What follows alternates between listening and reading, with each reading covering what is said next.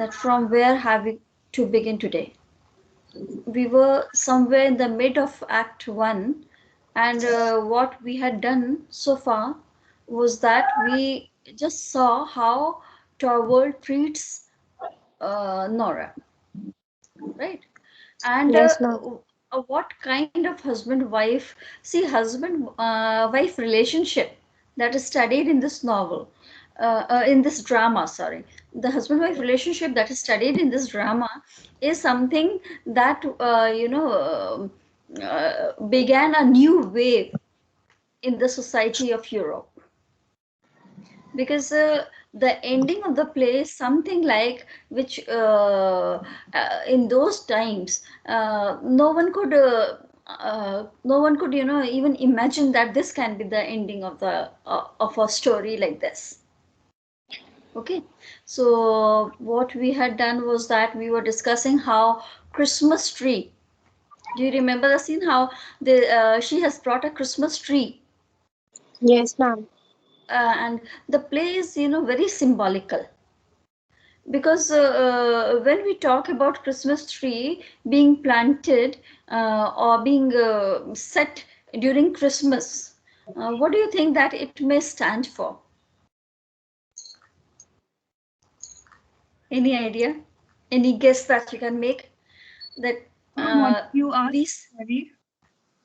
what I have asked is that uh, what is the dramatic significance of Christmas tree in this play? During Christmas, the place, Nora has gone for shopping and she has brought Christmas tree. This is what during Christmas people do.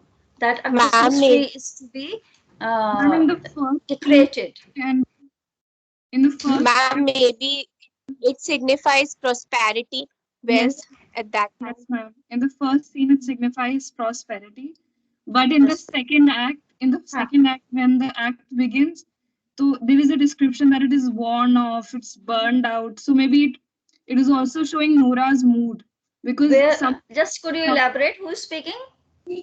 ma'am, Shobna. Shobna. Just can you elaborate your point? Yes, That in ma'am. the first scene. Yeah, first act, it can show, it can be a sign of prosperity or maybe Nora's mood because Okay. it will be lit for the for the Christmas dinner. Yeah. But Yeah. when the second act begins, there is a description that the Christmas tree is in the corner, stripped out of its ornament with candle ends.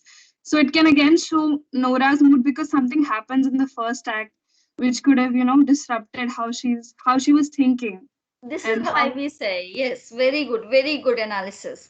This is what is symbolism, meaning of symbolism, because the state of Christmas tree shows the house that it is put in.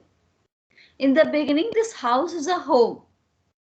In Act 1, it's a home, because prosperity, as you say, then for Nora, from the point of view of Nora, it is security, the kind of security she has at Toward's place. It is this kind of relationship. The master of the house, as I told you, is Toward, right? So, and he has provided security to Nora. So this home, this place as a home is secure for children, for Nora, for Toward, right? And this also signifies happiness. How happy all are after doing the shopping. Nora is happy, Toward is happy that he could afford the shopping of his wife, and the children are happy because all these gifts have come for them. So there's happiness in the family. So it shows prosperity, it shows security, it shows happiness, it shows the unity. And as you say in Act 2, the Christmas tree is in a desolate condition and no one is paying attention to it. So this represents how there is a threat posed before the security of the family. And at the same time, Nora does not appear to be a doll here. Her mind is in anxiety, and Yes, ma'am. she's in tension. What she's unable to work out her family condition. So this is why the Christmas tree is so important in this play. Now, the lines that we had completed in Act 1,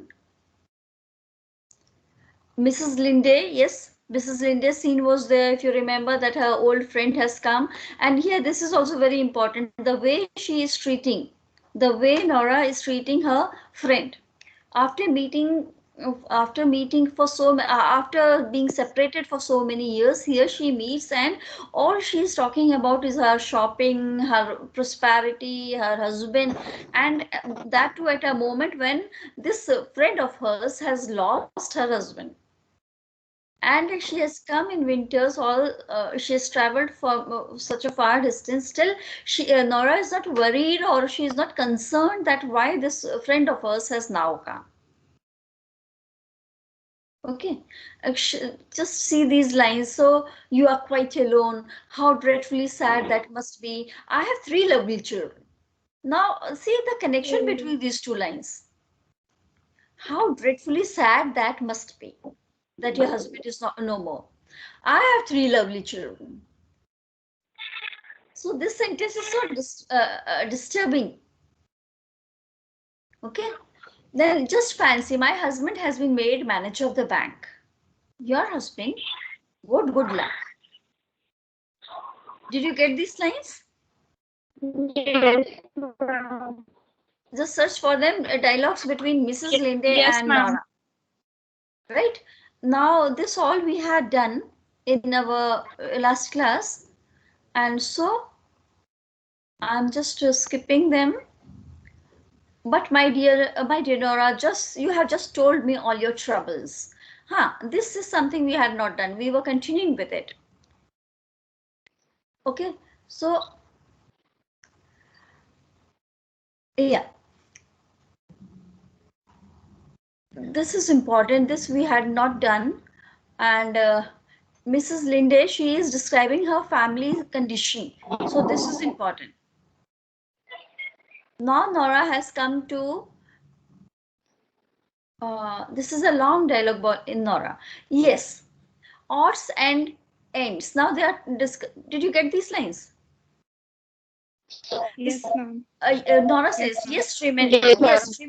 tremendous. A barrister's profession is an uncertain thing. She's just boasting that now her husband has come to the bank. So here we left it. Okay, so here Mrs. Linda is saying, yes, anyhow, I think it would be delightful to have what one needs. That means you are flourishing, so you must be very happy. So Nora is saying, no, not only what one needs, but heaps and heaps of money. I can see how self-centered she appears to be. Mrs. Lind is smiling. Nora, you haven't learned sense yet. She herself is saying, Nora, don't act foolish, don't speak such things before me. Right? Nora, yes, that is what Torvald says now. But Nora is not so silly. She herself is saying that I'm not silly. No, we have both had to work. I have seen the bad times. So Mrs. Linda says, you too? Tell me about your struggles. Nora, yes, odds and ends, needlework, crochet work, embroidery, and that kind of thing. Then dropping her voice, and other things as well. Other things as well. She's hinting at the forgery that she had to commit. So she's not explaining that to Mrs. Linde. You know, Torvald left his office when we were married. There was no prospect of promotion there, and he had to try and earn more than before. But during the first year, he overworked himself dreadfully. Torvald was very insecure at that time. He wanted to run his family, but his job was not allowing him to meet with all the expenses that he needed for his household. So he worked dreadfully. You see, he had to make money every way he could, and he worked early and late. But he could not stand it and fell dreadfully ill. The doctor said it was necessary for him to go south. He had to take a break from the job, and he had to go to some place where he could rejuvenate. So Mrs. Linde is saying, you spent a whole year in Italy, didn't you? Now see, Mrs. Linde has come here with some previous knowledge. right? Nora has not mentioned anywhere Italy, but Mrs. Lindy says that you spent a whole year. This is what I have heard you. Nora, yes, it was no easy matter to get away. I can tell you, it was just after Ivo was born. The son was born at that time, but naturally we had to go.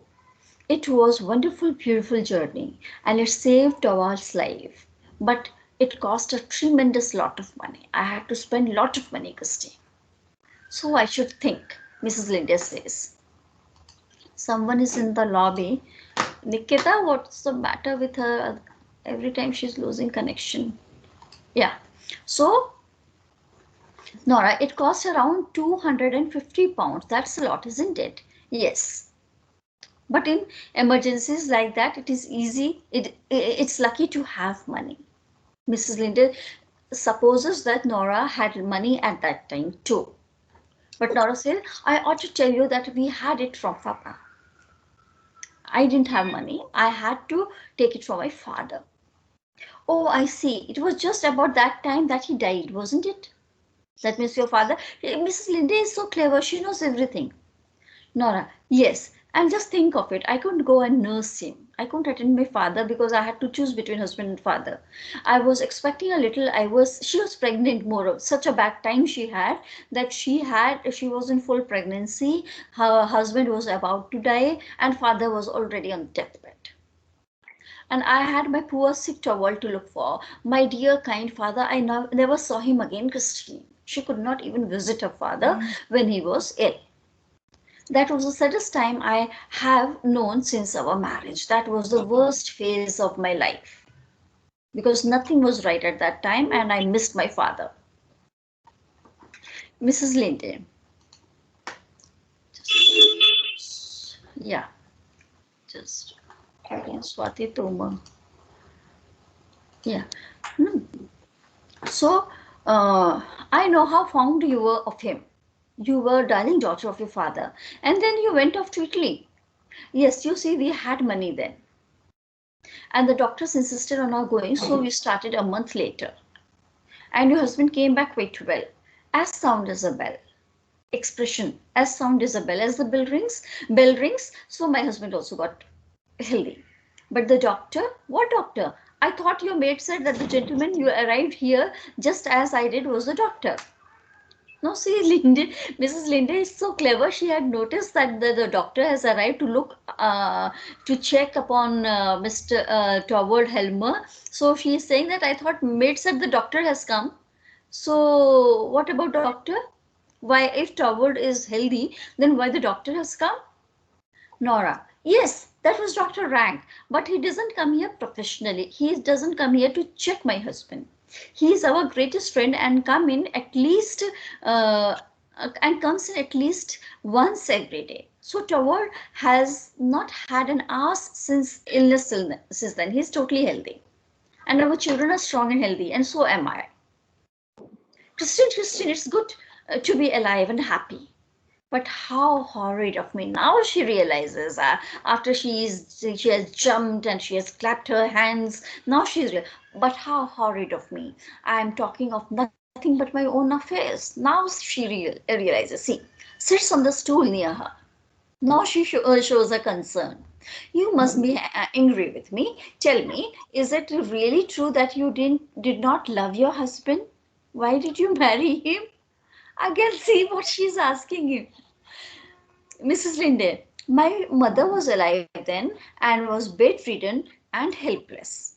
And I had to provide for my two younger brothers. So I did not think I was justified in refusing his offer. My husband, he came, proposed for marriage. I accepted because he was a very rich and wealthy person.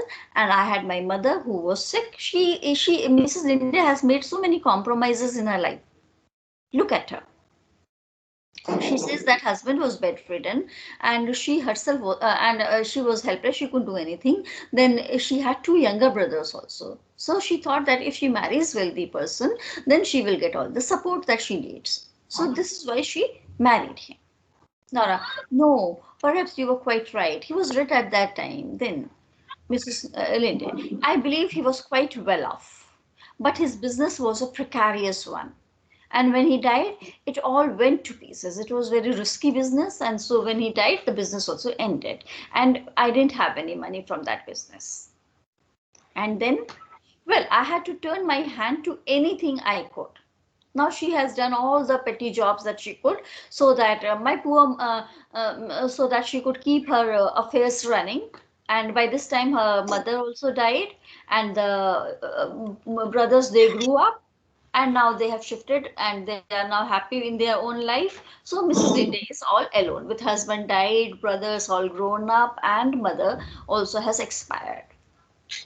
Now see what Nora is saying. What a relief you must feel if now she is again going to say something. So Mrs. Linde stops her. No, indeed. I only feel my life unspeakably empty.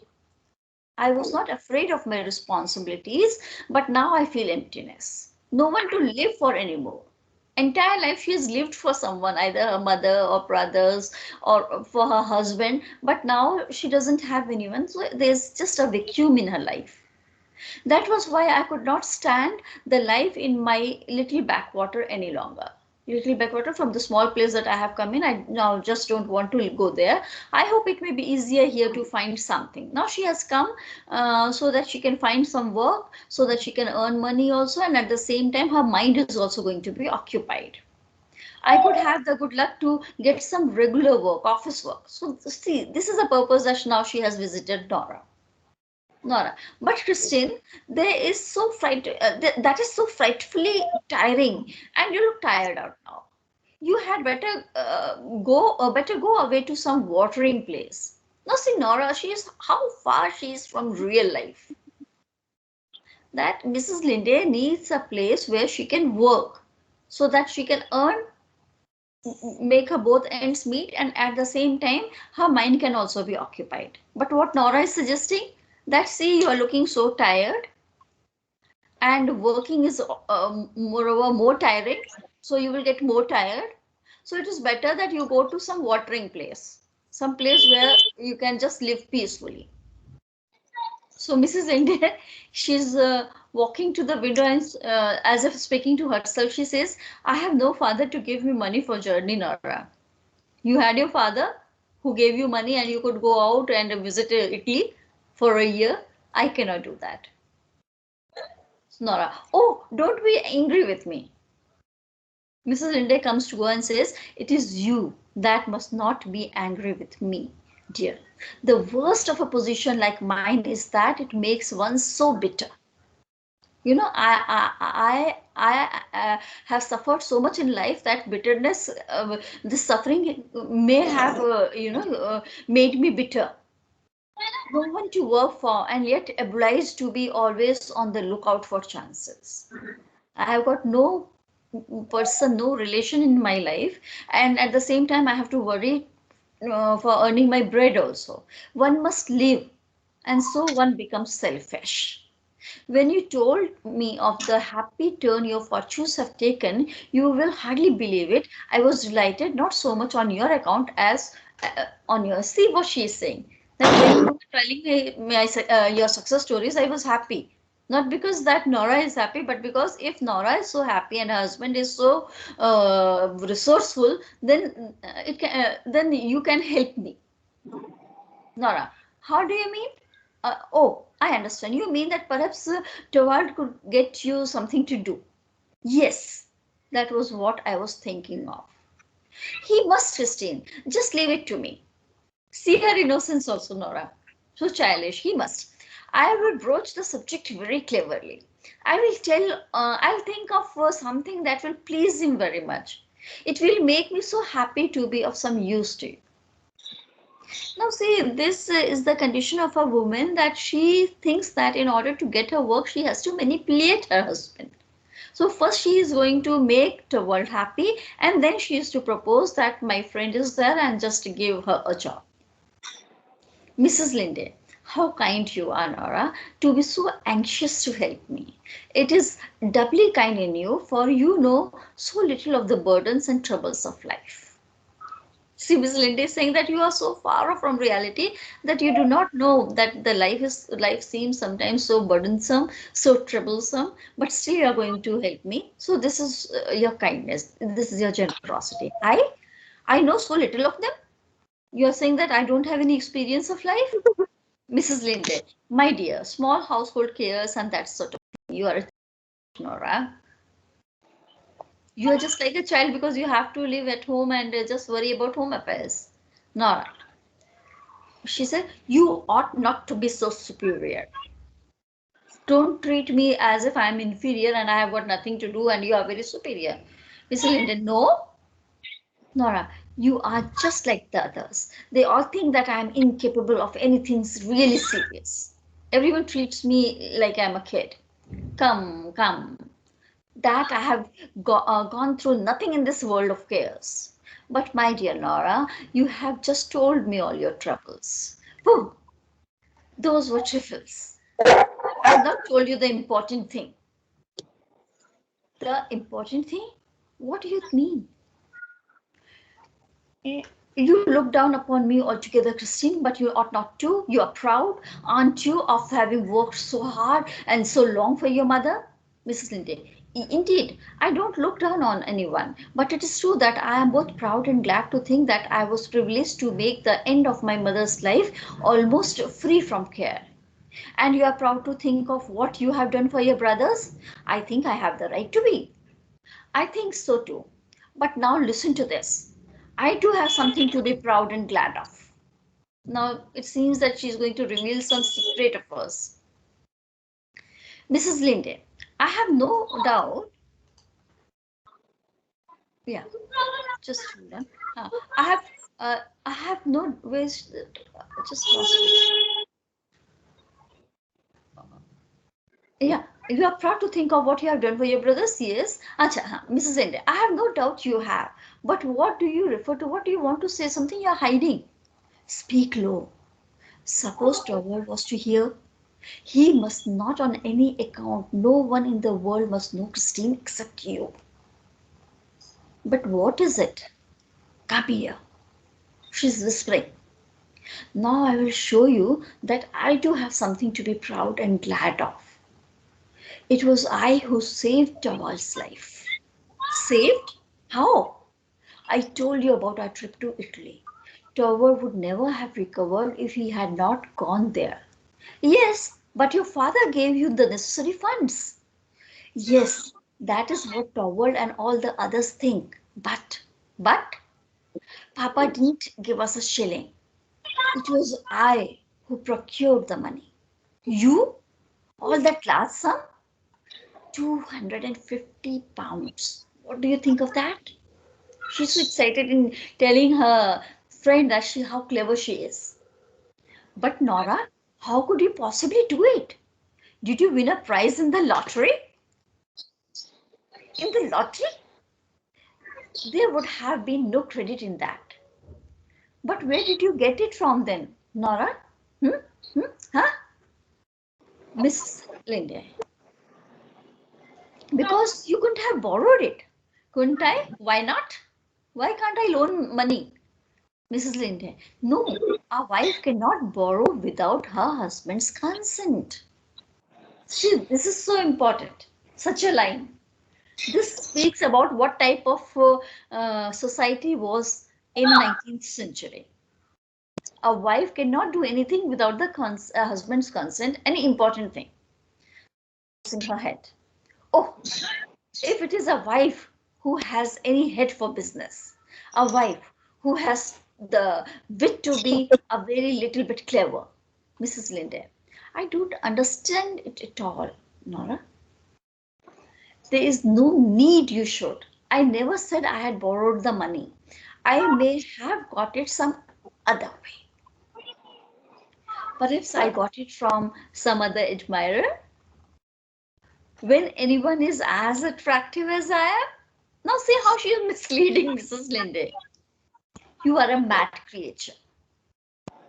Now, you know you're full of curiosity, Christine. Listen to me, Nora, dear. Haven't you been a little bit imprudent? Is it imprudent to save your husband's life?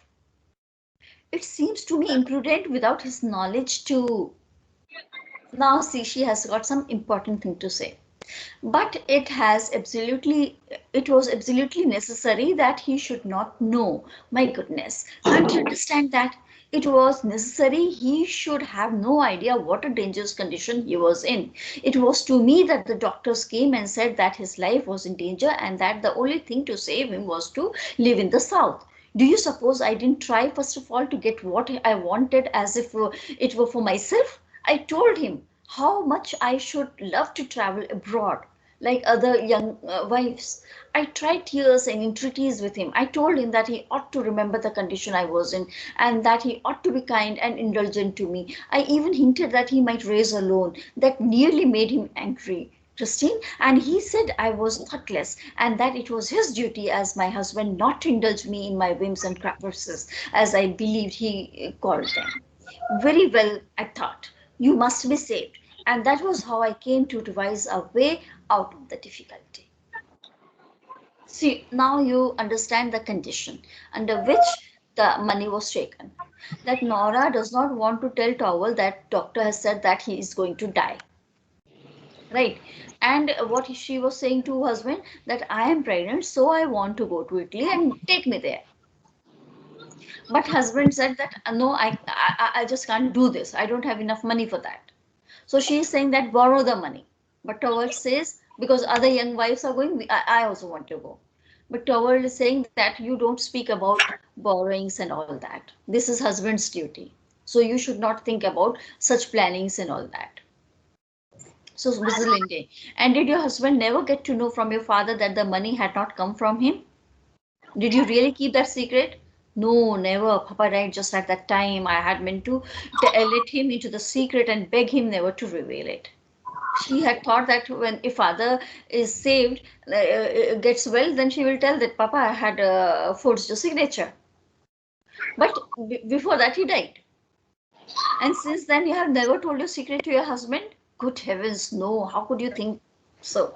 A man who has such strong opinions about these things. See, this is the reason. You can even underline it. A man, she thinks that her husband is a man who has such opinions about these things. And besides, how painful and humiliating it would be for Towel. Now, see, these lines are very important. You can just underline it. That what Nora thinks about the husband. First of all, that he is strongly opinionated, and so he's not. She will not be pardoned. And secondly, that she does not want to cause pain to Towel. She does not want to humiliate him. Humiliating him for what? With his manly independence. Manly independence. Every man thinks that I am independent and I have to look after my wife and children. But if it happens that wife looks after husband and children, so his manliness is affected by that. So Nora is trying to protect that. Do you understand? Yes, ma'am. Yes, ma'am. That Ma'am, yes. Nora thought that he was strongly opinionated about borrowing, no? Because he said earlier that is what it About means. these things, yes. About these things, yes. Okay. About that. About And borrowing. moreover, and more important than that is that this experience would be very painful and humiliating. That means she is caring for her husband's feelings so much to this extent that she has hidden such a big truth from him. That she does not Yes, ma'am. want Ma'am, to. your voice is not clear. Is it now clear? Yes, ma'am. Yes, ma'am. Is it now And clear? someone's mic is on. Yes. Someone's mic is on. Yeah, please switch off the mic. Whoever speaks can switch on the mic at that time. Others can. Yeah. What were you say? What I was saying? Just let me explain that. I am saying that word. Yes. Can you hear me now?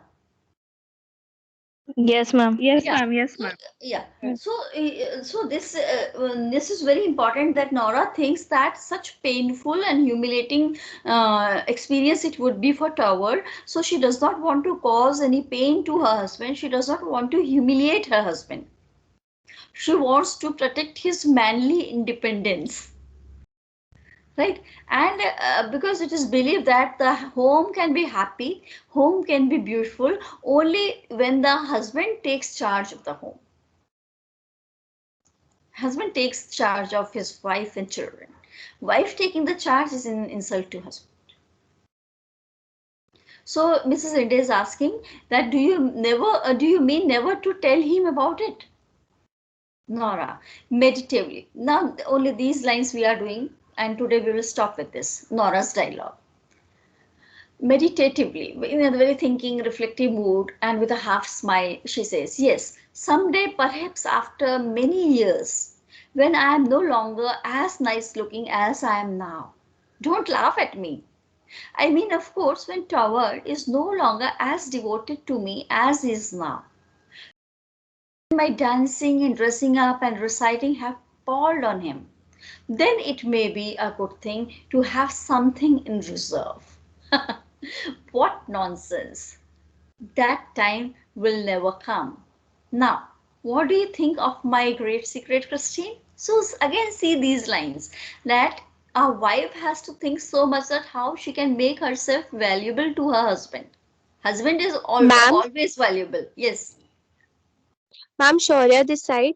yes. Ma'am, what does it mean that when Torvald is no longer as devoted to me as he is now, when my dancing and dressing up and reciting have palled on him? This is what I'm going to explain. That she, see, for husband is always valuable in his youth, in his middle age, and even when he is old and he dies, right? But women, as a wife, has to make herself valuable. So see the kind of pressure that is on women to look beautiful. In her youth, she dances and she dresses up and makes herself attractive, reciting, singing song and all that. Yes, So ma'am. when Toward is when these things have palled on him, when Toward is has grown tired of these things, Okay. there's a time when middle age will come, she won't be as attractive, and Toward may be tired of Nora. At that time, this little secret will be something that will serve as a reserve. At that time, she will tell Okay, that, okay. see, I had saved your I life in did our youth. I did this for you. Yeah, I did this for you. I saved your life. At that time, she will reveal this secret. Okay. Ma'am, but how can she tell her at like him at that time also, because like it will like dishonor him, right? He did Yeah, not like all this. he did not like all this, but she is, these are the different thoughts that she is having. She says that perhaps at that time in middle age or in old age, this kind of sternness may be bit. He may also become bit. On growing old, he may grow some soft. Hmm. At that time, if you say when a person is in energetic mood and he's ready to fight, and he's at that time, if you say, then he will say, what rubbish have you done, and how dare you, and all that. But when he himself is growing middle age, he's growing old. At that time, if wife says, you would have been dead long back. Now you are speaking in this way to me. You would have Mm. been long back, but it is me who saved your life. See, The this is what impact she's will be saying. less at that time. Yeah, yeah, the impact will be less at that time. Mm. Okay, but then she again says, what nonsense, that time will never come. That time that I'll have to say something to my husband, that will never come. He is going to love me every. This is again an illusion that she wants to create around herself. This shows that women is never does feel secure at home with her husband. She always has to please the master of house. It is only then that she can live in a secure way. That pressure a woman has, the pressure women and girls have whole of their life. It shows that how Ma'am, yeah. in those times, no, because now things have changed. You mean in those times? I don't know whether things have changed at every place, and women are really that strong even today. Not for everyone, but like, Yeah, of course. Of course. certain some things have changed.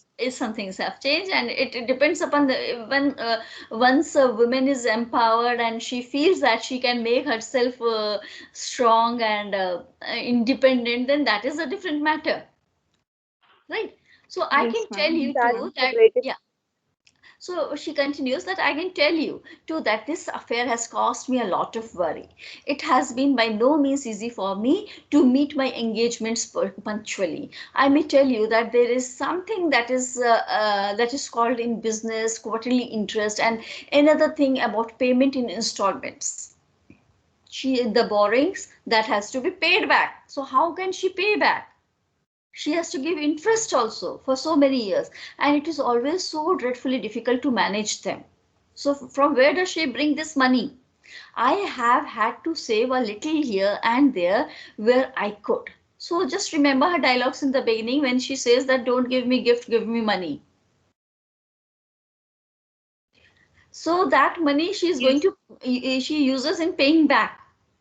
Okay, where Yes, I ma'am. could. You understand? I have not been able to put aside much from my housekeeping money. Torvald gives money every month for housekeeping, and from that she saves her money, but that is not sufficient. I couldn't let my children be shabbily dressed. I have felt obliged to use up all he gave me for them, the sweet little darlings. The money that he gives for the children has to be spent on children. From housekeeping, I have to save money. Mrs. Linde, so it has all had to come out of your own necessaries of life, poor Nora. Now just remember the initial dialogues that you are spendthrift, you spend so much of money, and she is also laughing childishly, and actually she is saving money to pay back. Right? So the term, Yes, ma'am. this expression, poor. Now this changes so many things about the how do we, from here you see, learn that how our first impressions about a person, they are never true. Things can be so different from what we presume it to be. You meet a person, on the basis of the words, on the basis of the actions of that person, you form some opinion about that person, right? Mm. But that opinion may at many times be wrong opinions. Why? Because what is going underneath, what that person is doing underneath, we never know. The real Mm. truth never comes out. It is when Nora herself confesses that we come to know about these things in her life. Right? So this also shows that she is not such a innocent and childlike person. Right? She is just pretending it to be, so that she can have more and more money from her husband's pocket, and she can pay it off. And Mm. this money which she had borrowed was not for herself, it was for her husband's life. And then she is pretending as if she is spending money, and she is just born into this kind of a psyche that she needs more and more money from her husband, and she will just lavishly spend it on her Christmas celebrations, and on dances and balls and all these things. But actually what she is doing, right? So we stop it here and we'll continue. So I think Yes, ma'am. today this class would have been enlightening about Nora's true nature, Yes, Yes, ma'am. ma'am. Yes, ma'am. Her true right? nature is revealed. Never Right. judge a book by its cover. Really, really, this is the shortest proverb that you can use and just explain Nora's character, right? Yes, ma'am. Yes. Okay. Never judge a book by its cover. True. Very true. Okay, so we stop it here, and in our next lecture, maybe tomorrow we can have a lecture at Yes, 12 ma'am. o'clock. Can I give this lecture at 12 o'clock again tomorrow? Mm, Yes, yes, ma'am. So ma'am. that Yes, ma'am. we Yes. continue it. Yeah, because now the Yes. intensity of the play is going to increase day by day. So we have to be Yes. maintain this continuity. Okay. Okay. Then. Yes. Bye. Bye, ma'am. Bye. Bye. Thank you, Bye. ma'am. Thank Most you, welcome. ma'am.